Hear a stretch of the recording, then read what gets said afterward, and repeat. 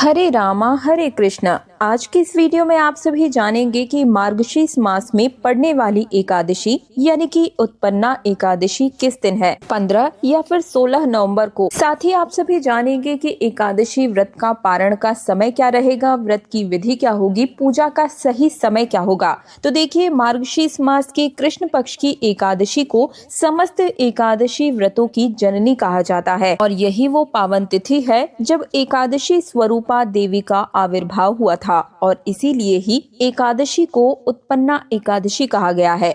कहा जाता है कि जिस दिन शक्ति का उद्भव हुआ था उसी दिन पापों का नाश होना निश्चित हुआ था और यही वो दिन है जिससे एकादशी व्रत रखने की परंपरा आरंभ हुई थी। इसलिए जो भी भक्त पहली बार एकादशी व्रत प्रारंभ करना चाहते हैं वे आज के दिन से ही अपने उपवास और भक्ति जीवन की शुरुआत कर सकते हैं। और देखिए, कलयुग में पाप बहुत ही जल्दी लगता है, सोच में, शब्दों में, आचरण में और अक्सर जाने अनजाने में। हम चाहें या ना चाहें लेकिन गलतियां, अपराध हमसे हो ही जाते हैं। तो ऐसे में शास्त्र कहते हैं कि अन्य सभी उपाय तो कठिन है किंतु एकादशी सरल और सर्वश्रेष्ठ है। एकादशी ही एकमात्र ऐसी तिथि और ऐसी शक्ति है जो समस्त पापों को भस्म कर देती है और मन को निर्मल और चित्त को शांत और वहीं आत्मा को मोक्ष प्रदान करती है। तो आइए जान लेते हैं कि इस बार अगहन यानी कि मार्गशीर्ष मास में पड़ने वाली कृष्ण पक्ष की उत्पन्ना एकादशी किस दिन पड़ने जा रही है, व्रत कब रखा जाएगा और पारण का मुहूर्त क्या रहेगा।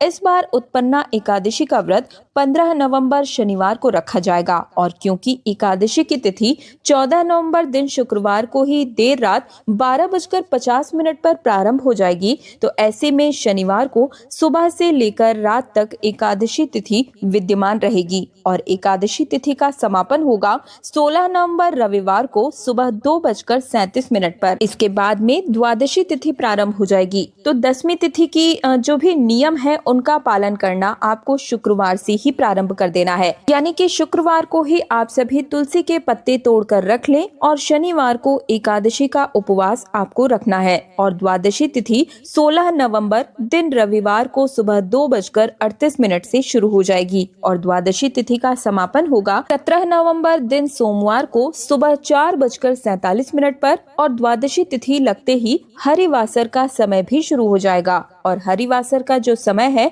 वो रविवार को सुबह 2:37 से प्रारंभ हो जाएगा। और आप सभी को बताऊं कि 1/4 पहर जो होता है द्वादशी तिथि का वही हरिवासर कहलाता है। तो हरिवासर का समय रविवार को सुबह 7:10 पर समाप्त होगा और इसके बाद व्रत का पारण आप सभी कर सकेंगे। तो व्रत पारण आप 2 समय कर सकते हैं, यानी कि सुबह 7:15 से 8:45 के बीच में अपना व्रत आप खोल सकते हैं और जो भक्त सुबह के समय व्रत न खोल पाए वे दोपहर में 1:10 से 3:18 के बीच में व्रत का पारण कर सकते हैं। व्रत का पारण पंचामृत या फिर तुलसी पत्र के साथ ही करना चाहिए।